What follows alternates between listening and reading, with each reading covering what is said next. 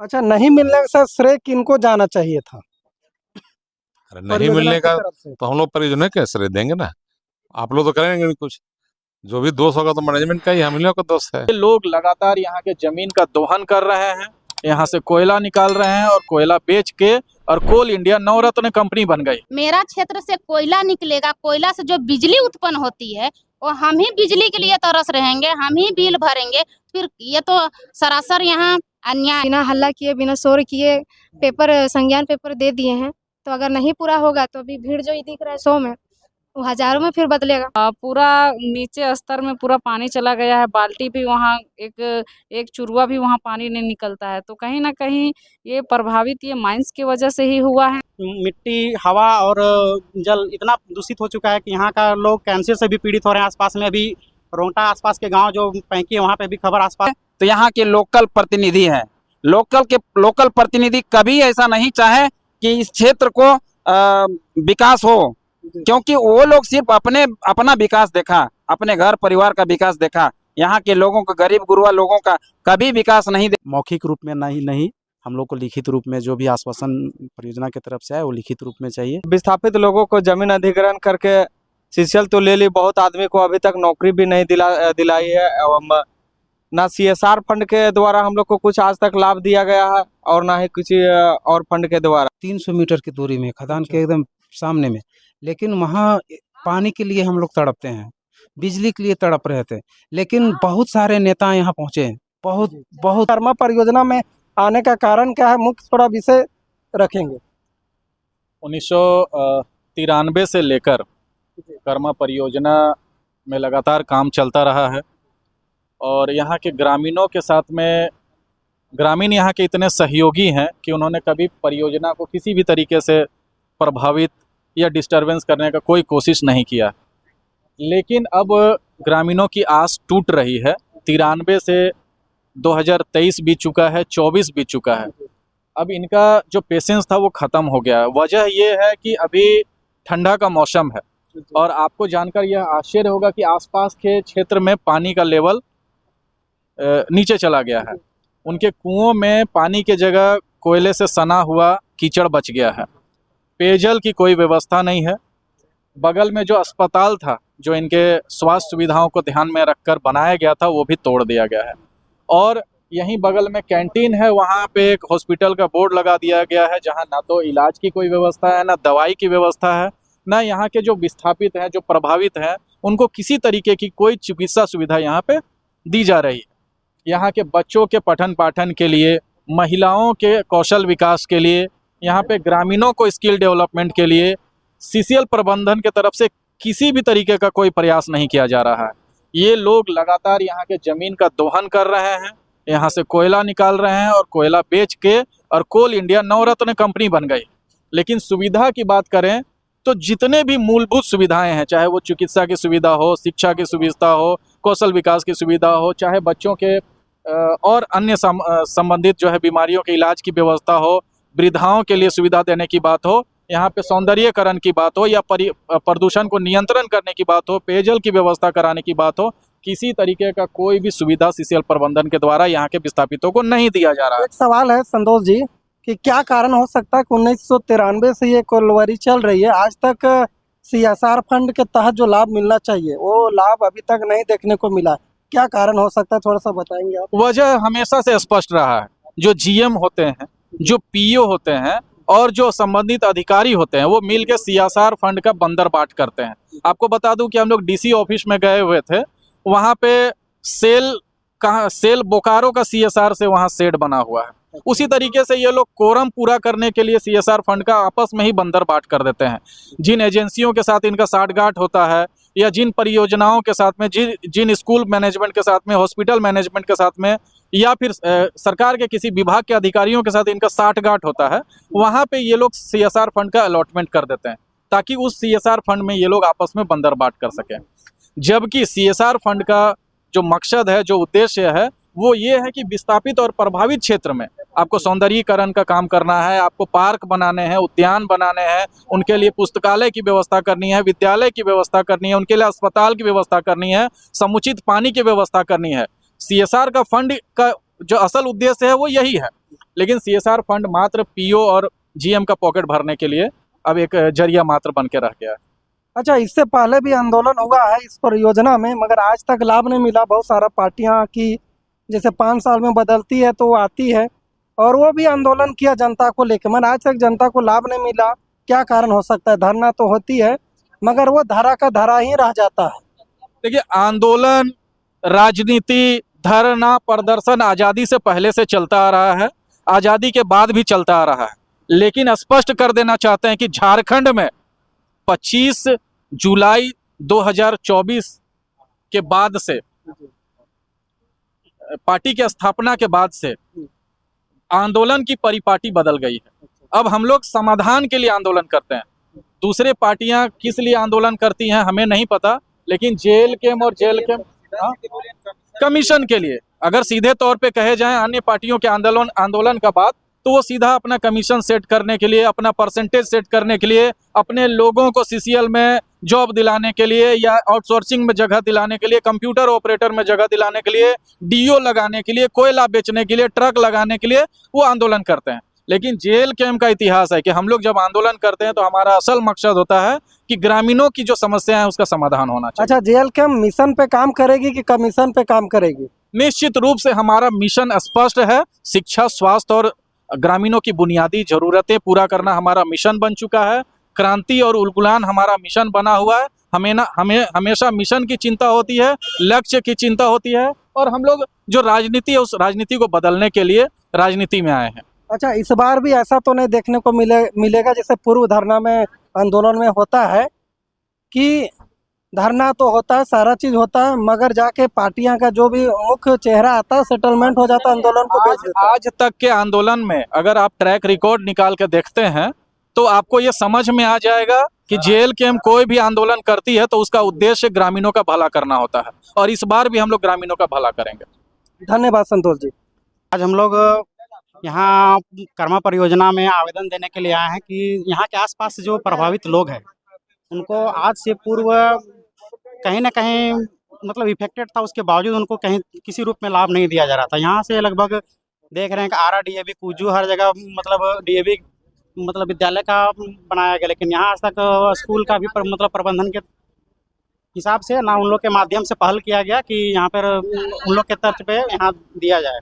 और jail camp के माध्यम से ये मांग पत्र सौंपा जा रहा है कि आराकांटा और रजरप्पा प्रोजेक्ट में जिस तरह डीएवी का संचालित किया जा रहा है उसी तरह यहाँ भी कर्मा क्षेत्र में संचालित किया जाए, ताकि यहाँ के आसपास के क्षेत्र के जितने भी बच्चे हैं उनको बेहतर ढंग से शिक्षा प्राप्त हो सके। दूसरी बात यह है कि यहाँ के मिट्टी, हवा और जल इतना दूषित हो चुका है कि यहाँ का लोग कैंसर से भी पीड़ित हो रहे हैं। आसपास में अभी रोंटा आसपास के गांव जो पैंकी है वहाँ पे भी खबर आसपास में हाल फिलहाल में ये प्राप्त हुआ कि शायद वो लोग कैंसर से पीड़ित है और आज तक उनका कोई सूझबूझ या किसी तरह से पहल नहीं किया गया, चाहे वो कंपनी हो चाहे सीसीएल प्रोजेक्ट के माध्यम से। तो इसी को नज़र में रखते हुए यहाँ के आसपास पीड़ित जो क्षेत्र है उन लोग के साथ साथ जेल कैम्प पार्टी के सभी सदस्य ने आपसी समन्वय के बाद इन लोग ये तय किया कि फिलहाल हम लोग मांग पत्र सौंप रहे हैं। 10 मांग सूत्र सौंपा गया है, आज फिलहाल सौंपा जाएगा, अभी नहीं सौंपा है, सब प्लानिंग किए हुए हम लोग तो सौंपेंगे। उसके बाद ये पहल किया जाएगा कि जीएम के माध्यम से या पीओ के माध्यम से कि क्या निर्णय आती है। 1 मिनट, वो 10 मांग जो है वो मांग निम्न क्या क्या थोड़ा साझा कर सकते हैं? पहला मांग ये चीज़ है कि यहाँ के स्थानीय जो बेरोजगार लोग हैं उनको 75% बेसिक दर पर यहाँ न्याय हो, यहाँ पर हिस्सेदारी मिल सके, ताकि उन लोग का जीवन जो अस्त व्यस्त है वो कम से कम संभावित तरीके से बेहतर हो सके। और दूसरी तरफ ये मांग है कि यहाँ जितने भी डीओ लगाने वाले जुआ लोग हैं उनको सबसे पहले कमोबेश पहले प्राथमिकता होने चाहिए, ताकि वहाँ से कोल माइंस के माध्यम से जो डंपिंग होती कोयला उसमें सबसे पहले उनकी भागीदारी हो, ताकि उनका सुलभ तरीका से रोज़गार बेहतर बन पाए।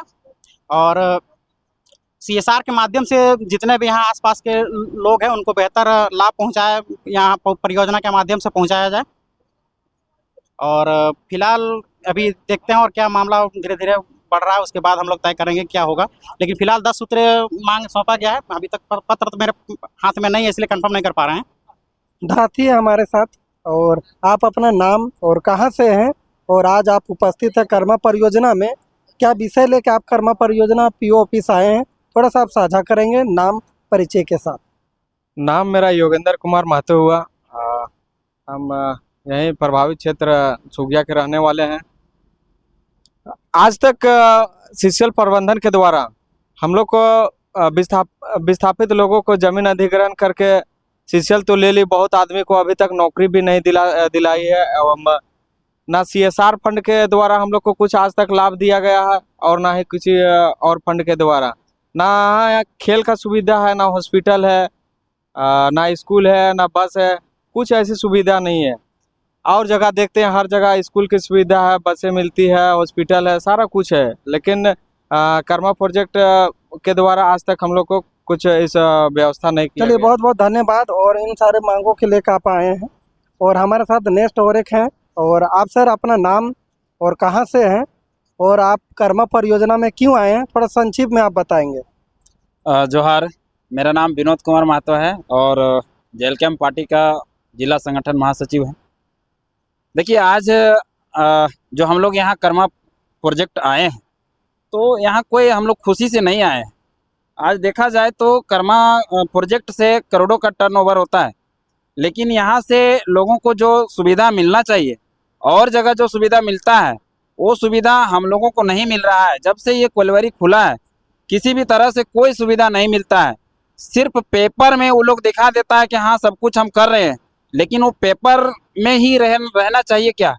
वो पेपर में नहीं, हम लोग को हकीकत में ज़मीन पर भी दिखना चाहिए। सीएसआर फंड का भी बात हो रहा था कि सीएसआर फंड का कहाँ कहाँ काम होता है, क्या बेनिफिट हो रहा है हम लोगों को, उससे कुछ दिखना चाहिए, लेकिन ऐसा कुछ नहीं है। अभी हम जहाँ भी देख रहे हैं कि सीसीएल प्रोजेक्ट जहाँ भी चल रहा है सब जगह बिजली फ्री है, पानी फ्री है, स्वास्थ्य फ्री है, उसके बाद और विभिन्न तरह की सुविधा वहाँ दिया गया है, लेकिन हम लोगों को क्या मिला है? कुछ भी नहीं मिला है। इस कर्मा प्रोजेक्ट के माध्यम से हम अभी तक देख रहे हैं कि कुछ भी नहीं मिला है। अच्छा, ये बता सकते हैं नहीं मिलने का कारण क्या हो सकता है? इतने सालों में आज तक कुछ सीएसआर फंड का लाभ नहीं मिला है, तो क्या कारण हो सकते हैं? देखिए, इसका सबसे बड़ा हम अगर यदि कारण बताएंगे तो यहाँ के लोकल प्रतिनिधि हैं। लोकल प्रतिनिधि कभी ऐसा नहीं चाहे कि इस क्षेत्र को विकास हो, क्योंकि वो लोग सिर्फ अपना विकास देखा, अपने घर परिवार का विकास देखा। यहाँ के लोगों का, गरीब गुरबा लोगों का कभी विकास नहीं देखा। यदि वो लोग चाहते तो सीसीएल आज तक दे चुका होता। ऐसा नहीं चाहे हम सबसे पहला दोष तो देंगे कि यहाँ के जो स्थानीय प्रतिनिधि हैं, स्थानीय पार्टी है, हम किसी एक का नाम नहीं लेंगे। सब दल यहाँ अपना अपना कमीशन सेट कर लिया है, तो कौन लड़ेगा हमारे लिए? अकेले तो आएगा नहीं लड़ने के लिए। अपना सब अपना गरीब गुरबा तो अपने अकेले लड़ नहीं सकता है। हमारा नेता लड़ेगा और हमारा नेता ही कमीशन यहाँ खा रहा है। तो ऐसे में आज हम लोग के बीच में एक टाइगर का पार्टी ऐसा आया है, जो टाइगर के पार्टी में निस्वार्थ भाव से लोग काम कर रहे हैं, और उनके बैनर तले आज हम लोग यहाँ सीसीएल प्रोजेक्ट में फिर से मांग करने आए हैं। यदि अगर हम लोगों का मांग पूरा नहीं होता है, एक अल्टीमेटम डेट हम लोग दे चुके हैं, अल्टीमेटम डेट, उस डेट के अंदर यदि काम नहीं करता है तो हम लोग इससे उग्र आंदोलन करेंगे और इस कर्मा प्रोजेक्ट को बंद करने का भी काम करेंगे। यदि ऐसा नहीं करता है तो हम लोगों का मांग पूरा नहीं करता है तो कर्मा प्रोजेक्ट को बंद करने का भी काम करेंगे। यह मैं अपनी तरफ से सीसीएल प्रोजेक्ट को वार्निंग नहीं समझिए, इसको सीधा हिदायत देके जाते हैं, वार्निंग देके जाते हैं कि ये काम हम लोग को करना होगा। हम लोग का जो मांग है उसको पूरा करना ही पड़ेगा। धन्यवाद। दर्शक देख रहे हैं सभी को मेरे तरफ से खतियानी जोहार, झारखंडी जोहार। तो आज अभी हम लोग आवेदन जो दिए हैं 10 सूत्री मांग लेकर दिए हैं। कहे कि जो भी हम लोग 10 सूत्री में पॉइंट आउट किए हैं सभी मूलभूत आवश्यकता है इस गांव की, यहाँ ग्रामीण का, यहाँ का विस्थापित हो, यहाँ का प्रभावित क्षेत्र हो, सभी का मूलभूत आवश्यकता है। वही चीज को हम लोग लिख के दिए हैं। आज तक सबको पता है कि आज से ही नहीं, बहुत पहले से यहाँ कोलवरी चल रही है, लेकिन अभी तक सीएसआर मद से किसी तरह से कोई काम नहीं हुआ। अगर काम होता तो आज हम यहाँ दरवाजा पर नहीं आते। देखा जाए तो पानी के लिए परेशान है। अभी यहाँ ग्रामीण महिला, दीदी, बच्चा सब भी आके यहाँ कितना बोले कि मेरा घर में पानी नहीं है, पानी के लिए तरस रही है। अब बताइए कि जीवन अगर जीता है तो कैसे जीता है? जल के बिना जीवन रह सकता है क्या? नहीं रह सकता है। इसीलिए अब देखा जाए बिजली की बात करें कि जब यहाँ मेरा क्षेत्र से कोयला निकलेगा, कोयला से जो बिजली उत्पन्न होती है वो हम ही बिजली के लिए तरस रहेंगे, हम ही बिल भरेंगे, फिर ये तो सरासर यहाँ अन्याय है। इसीलिए हम कहना चाहेंगे और वही पॉइंट आउट हम लोग लिख के दिए हैं कि 10 सूत्री जो मांग किए हैं बिजली को लेके किए हैं, पानी को लेके किए हैं, स्वास्थ्य को लेके किए हैं, शिक्षा को लेके किए हैं और यहाँ खेल का मैदान को लेके किए हैं। यहाँ का मिट्टी जो मतलब दूषित धीरे धीरे दूषित हो रहा है, पानी का स्तर नीचे जा रहा है, वही सब हम लोग का पॉइंट आउट है। तो हम चाहेंगे कि आज जो हम लोग दिए हैं उसमें सफल वार्ता करें। 15 दिन का टाइम दिए हैं कि यहाँ का सीसीएल प्रबंधक सोचे, यहाँ का पीओ मैनेजर सब सोचे कि 15 दिन के अंदर में हम लोग का सही रिजल्ट आ जाना चाहिए। क्या है कि बहुत दिन से परेशान है यहाँ का ग्रामीण सब, इसीलिए आज हम लोग जेएलकेएम के बैनर तले हम लोग आए हैं। तो हम चाहेंगे कि सबको सभी दल का लोग यहाँ प्रयास कर लिए हैं, लेकिन इस बार हम लोग जेएलकेएम लगे हुए हैं। हम लोग चाहते हैं कि ग्रामीण के हित में काम हो, यहाँ का विस्थापन के हित में काम हो, यहाँ का प्रभावित क्षेत्र के हित में काम हो, यही हम लोग कहना चाहते हैं। धन्यवाद। हमारे सबसे पहले जोहार, और आपके चैनल के माध्यम से जितने लोग मुझे देख रहे हैं, सुन रहे हैं, उन सभी को जोहार, खतियानी जोहार। आज हम लोग यहाँ कर्मा ओपी पीओ ऑफिस आए थे, तो हम लोग का जो जेन्युइन मांग था उस पर हम लोग निर्वाहन करने के लिए उनको बोले हैं। उन्होंने हमें आश्वासन दिया है कि जो मांग है आप लोग का, जो 10 सूत्री मांग है, उसको हम लोग जल्द से जल्द करेंगे। जो भी आप लोग का समस्याएं हैं उनको हल करेंगे, और जो भी आपको संसाधन में कमी है उसको पूरा करने का काम करेंगे। और हम लोग जो पेपर दिए संज्ञान पेपर, उसमें साफ साफ लिख दिए थे कि अगर 15 दिन के अंदर वो 10 सूत्री मांग को पूरा नहीं किया जाए तो फिर हम लोग जानबे करते हैं जेएलकेएम झगड़ाहू तो बोला ही जाता है पार्टी को। तो अभी चुपचाप एक होता है ना कि बिना हल्ला किए, बिना शोर किए पेपर संज्ञान पेपर दे दिए हैं। तो अगर नहीं पूरा होगा तो अभी भीड़ जो दिख रहा है 100 में, वो हजारों में फिर बदलेगा। धन्यवाद सानिया जी। और हमारे साथ हैं श्रीमती रूपा देवी जी। तो चलिए आज का विषय आप रखेंगे कि आज आप पीओ सर से मिले, क्या आश्वासन मिला वो साझा करेंगे आप। सबसे पहले जोहार मांडू के चैनल के माध्यम से सभी दर्शकों को मेरी ओर से जोहार। और आज हम लोग कर्मा प्रोजेक्ट में हैं, यहाँ आवेदन दिए हैं हम लोग। कुछ स्थानीय विस्थापन रैयत का जो हम लोग का समस्या था, तो वही हम लोग अपना मूलभूत जो हम लोग को सुविधा चाहिए कर्मा क्षेत्र को, तो हमारे जेल के बहुत ग्रामीण ने बहुत बार आवेदन दे चुका था, लेकिन कहीं ना कहीं पहल नहीं किया जा रहा था, संज्ञान में नहीं लिया जा रहा था।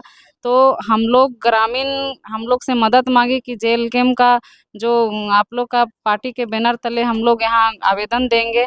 तो हम लोगों ने काम किया है, आवेदन दिया है, और जितना भी यहाँ ग्रामीणों का जो समस्या था हम लोग मांग को रखे हैं। और पीओ सर आश्वासन दिए हैं कि हम लोग बहुत जल्दी इसमें पहल करेंगे, क्योंकि यहाँ सामने 200 मीटर भी घर नहीं है। आपका चैनल के माध्यम से उधर देख सकते हैं, पूरा नीचे स्तर में पूरा पानी चला गया है। बाल्टी भी वहाँ एक चुरुआ भी वहाँ पानी नहीं निकलता है। तो कहीं ना कहीं ये प्रभावित ये माइंस की वजह से ही हुआ है। तो हम लोग पहला मांग रखे हैं यहाँ पे पानी का।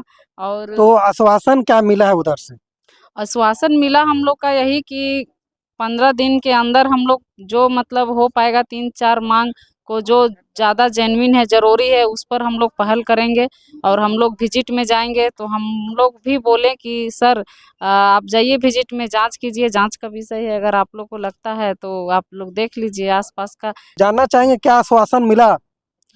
धन्यवाद आपके सभी दर्शकों को। और मैं अभी बताना चाहूँगा कि आसपास के क्षेत्रों में काफ़ी दिनों से ग्रामीणों का ऐसा मांग था कि जो हमारे मूलभूत सुविधाएं, उसको भी परियोजना ध्यान में रखते हुए काम नहीं कर रहा है। और उसी को लेकर जो है एक मांग पत्र ग्रामीणों के द्वारा और जेएलकेएम के सदस्यों के द्वारा जो है परियोजना पदाधिकारी को सौंपा गया, जिसमें से परियोजना पदाधिकारी के द्वारा मौखिक रूप से एक आश्वासन दिया गया कि जो भी 10 सूत्री मांग है उस पर जो है जल्द से जल्द संज्ञान लिया जाएगा। जिस पर पार्टी के कार्यकर्ता लोग का कहना था कि इस पे अब हम लोग को मौखिक रूप में नहीं हम लोग को लिखित रूप में जो भी आश्वासन परियोजना की तरफ से आए वो लिखित रूप में चाहिए।